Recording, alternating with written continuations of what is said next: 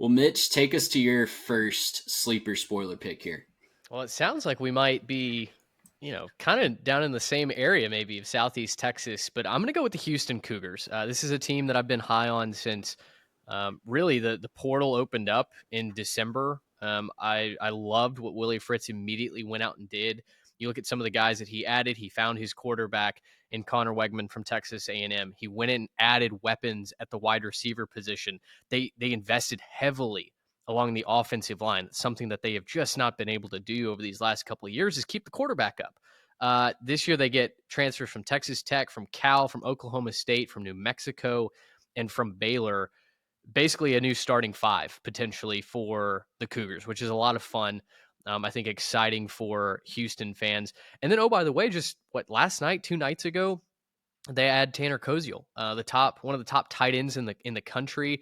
Had almost 1,000 yards receiving at Ball State. Was absolutely one of the unsung heroes as far as national media goes in the 2024 season.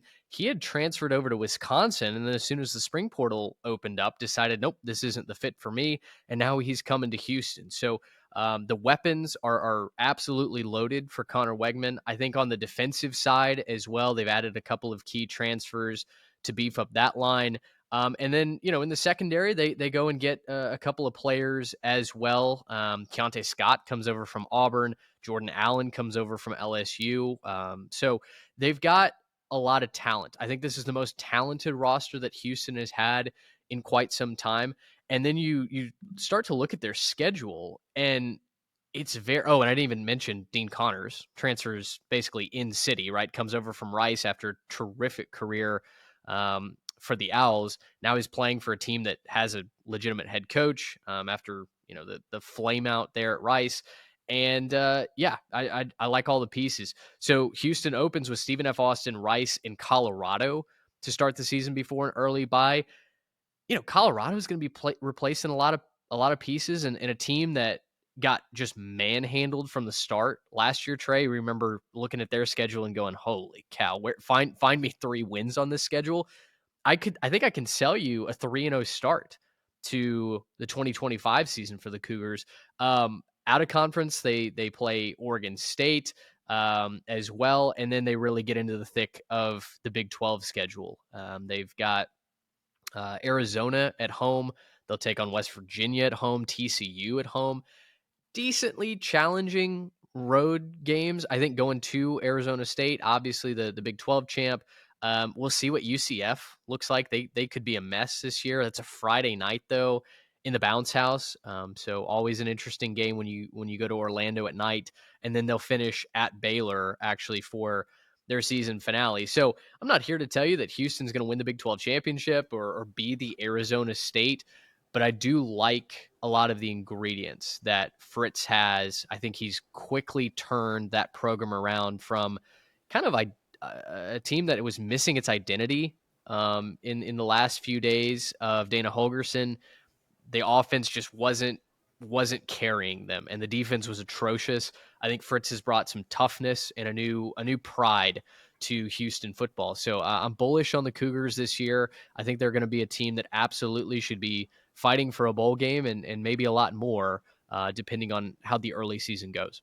Yeah, Mitch, I think you've nailed Houston on this for this offseason. Houston seems like one of those teams that next year when we hit the fall and they start to win a couple games, it's going to be shocking to the college football casuals that haven't really been paying attention. But there's just going to be this little group of us on the side that have been like, no, we told you. Like we've had it up on our Twitter for a while. Like, Yep. you could have read it if you were paying attention. It's a lot better team than it was, and I think that believing in Fritz and what he's doing is a good idea based on what he's been able to do at previous stops. I think he's going to be able to build up Houston. I'm just really excited about this team to see if they can start to matter again, because it feels like it's been a while since Houston has mattered at football, but it's always fun when they do. It's always fun when they come out and they're a team that can compete. And now officially in the Big 12, getting to kind of make some noise in there. In a year, by the way, in the Big 12, where there should be a lot of openings. There's a lot of talent that's left, a lot of people that have either graduated or gone on to play somewhere in different conference.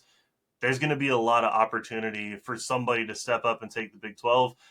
again, I'm not going to go all the way to the extent that they're going to be the one to do that, but they're going to factor in and cause some ruckus. And there's going to be some teams that we thought might have been competing that are going to get knocked off by Houston. Guys, I just checked just to make sure that the over-under win total had been updated. And as of last night, according to Vegas Insider, who compiles all the lines and the spreads, 3.5? 3.5. I saw 5.5. Okay, so I saw 5.5. It maybe opened at 3.5, but 5.5 is the last one. 5.5 still feels a little bit low, but like 3.5 is an insult. Yeah, this feels. This is really. If you can find it at 3.5, go take your money. Hammer over 3.5 if you can. Find okay, that. So I'm seeing they must have not have updated the copy in the article because it looks like 3.5 is what it opened at. Over is now 5.5 at most betting sites, and it looks like the favorite is to go over that. Yeah, I mean, listen, no financial advice here. I'm not your broker, but over feels mighty inviting. Like feels I said, nice. To get to a bowl game, sure, I'll ride with that. I might have to scoot across the border real quick and make a place place a little bet at a nice establishment in Louisiana or Oklahoma or something. That's right. Christmas is going to be big at the Turney household this year. Look at you guys both taking historical basketball powers to finally have a breakthrough football season in Auburn and Houston. So, yeah, I love the over 5.5 bet for Houston. Willie Fritz is a coach that I would bet money on, honestly. And I was willing to go out on a limb and say he had a chance to make a bowl game last year, even when you looked at the schedule.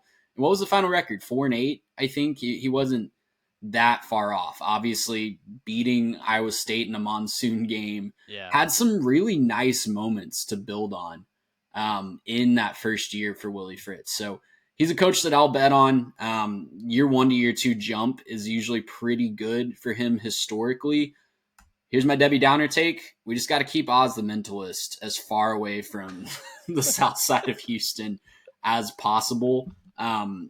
Nah, bro. If you know, you know. I'll just say that. But nah, bro. Come on. Yeah, just keep Oz the Mentalist as far away. But on the real though, a lot will rest on Connor Wegman having a bounce back season. Whatever, there's a lot of hype around him coming into Texas A&M last year, and whether it was Oz the Mentalist or the offensive system just not being a fit with Colin Klein, gotta buy low on Connor Wegman if you're buying into him right now. And it could be a massive payoff if you buy low and hit there. He's the right kind of quarterback for the Big 12, if we're being honest. Like, he's got the arm talent. He can sling it around. Contact shouldn't be there. Like, it shouldn't get in his head. He should be okay. Our pain is your gain, Houston. So congrats, Cougars fans. They got Kyle Allen and turned him into an NFL quarterback. They got lots of traffic up 290 and Highway 6. We'll just say that. Gracious him! How about that?